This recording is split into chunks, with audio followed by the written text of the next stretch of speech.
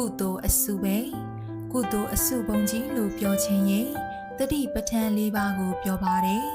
တတိပဋ္ဌာန်၄ပါးကိုကုသိုလ်အစုပုံကြီးလို့ပြောရင်အစစ်မှန်ပြောတာဖြစ်ပါတယ်တဲ့ဘာကြောင့်လဲဆိုတော့တတိပဋ္ဌာန်၄ပါးဟာ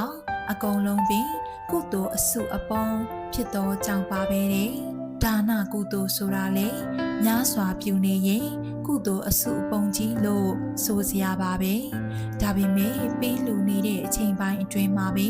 တခြားတစ်ပါးစိတ်ကူးတွေကဝင်ပြီးဖြစ်သေးတယ်ပြီးတော့နေရောညင်ပါမပြတ်ပေးလူဖို့ကတော့လေမဖြစ်နိုင်ဘူးဒါကြောင့်ဒါနကုသိုလ်ကိုကုသိုလ်အစုပုံကြီးလို့ဆိုရင်အပြည့်အစုံမှန်တယ်လို့မဆိုနိုင်ဘူးသီလကုသိုလ်ဆိုတာလေကုသိုလ်အစုပုံကြီးလို့ဆိုစရာပါပဲဒါပေမဲ့သီလကုသိုလ်စေတနာတွေကနေရောညင်ပါမပြတ်ဖြစ်နေတာတော့မဟုတ်ဘူးဂျာဒီမှာတခြားတစ်ပါးစိတ်ကူးတွေကဝင်ပြီးဖြစ်နေကြသေးတာပဲဒါကြောင့်သီလကိုကုသိုလ်အစုပုံကြီးလို့ဆိုရင်အပြည့်အစုံမှန်တယ်လို့မဆိုနိုင်ဘူးတတိပဋ္ဌာန်ကုသိုလ်ကတော့ကိုယ်အမှုရာဖြစ်ပေါ်တိုင်းလေမပြတ်ရှုမှတ်နေရတယ်ဝေဒနာတွေဖြစ်ပေါ်တိုင်းလေမပြတ်ရှုမှတ်နေရတယ်စိတ်အကြံဖြစ်ပေါ်တိုင်းလေမပြတ်ရှုမှတ်နေရတယ်မြင်မှုကြားမှုစသောသဘာဝတရားတွေဖြစ်ပေါ်တိုင်းလေ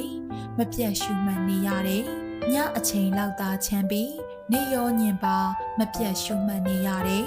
တဆက်ကလျင်အနည်းဆုံးရှုမှတ်မှုတစ်ချိန်တော့ဖြစ်တာပဲ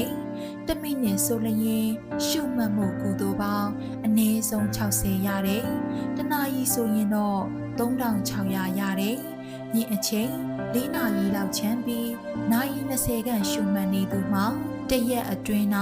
36,000နှစ်လီ92,000လောက်ရတယ်။ဒါကြောင့်ကုသိုလ်အစုပုံကြီးလို့ဆိုထိုက်ပါပေတယ်။ထိုင်နေရင်လေရှုမှတ်မှုကုသိုလ်တွေများစွာဖြစ်နေတယ်။ထိုင်ရမှထားတဲ့အခါရက်နေတဲ့အခါလေကုသိုလ်တွေဖြစ်နေတယ်။သွားတဲ့အခါခြေလမ်းတိုင်းမှာလေကုသိုလ်တွေဖြစ်နေတယ်။ထိုင်ရကလက်အိတ်ချလိုက်တဲ့အခါလဲရောက်နေတဲ့အခါများမှာလေကုသိုလ်တွေဖြစ်နေတယ်။မျက်စိမိတ်တဲ့အခါဖွင့်တဲ့အခါတွေမှာလေရှုမှတ်မှုကုသိုလ်တွေဖြစ်နေတာပဲကြည့်တဲ့အခါ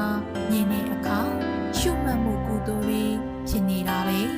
နားထောင်တဲ့အခါကြားတဲ့အခါလေးဖြစ်နေတာပဲအနံ့နမ်းတဲ့အခါလေးဖြစ်နေတာပဲအစားစားတဲ့အခါမှာတော့ထမင်းတစ်လုံးတစ်လုံးကိုပြုတ်ပြင်းတာယူတာဝါတာစားမိတာ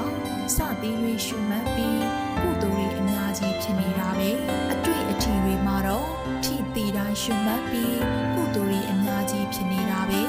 ကျင်ကြီးကျင်ငယ်ဆွန်ရမှာလေရှုမှတ်ပြီးကုသိုလ်တွေအများကြီးဖြစ်နေတာပဲစိတ်ကိုယ်တိုင်းစဉ်းစားဆင်ခြင်တိုင်းကြံ့သည့်တိုင်းလေရှုမှတ်ပြီးကုသိုလ်တွေအများကြီးဖြစ်နေတာပဲဒါကြောင့်တတိပဋ္ဌာန်ကိုကုသိုလ်အစုပုံကြီးလို့ဆိုတာဟာတကယ်ကိုမှန်နေတာပါပဲကုသိုလ်အစုပုံကြီးလို့ဆိုထိုက်တဲ့အဲ့ဒီတတိပဋ္ဌာန်ဟာမိဝဲမိဝဲထိုက်တဲ့တရားပဲကျေးဇူးတော်ရှင်မဟာစီဆရာတော်ဘုရားကြီးဟောကြားတော်မူခဲ့သောတရားတော်ကိုကျမတို့ဓမ္မတိန်တော်အဖွဲ့သားများမှဓမ္မဒါနအနေဖြင့်ပြန်လည်ပြီးတော့ညှဝေလိုက်ပါတယ်ရှင်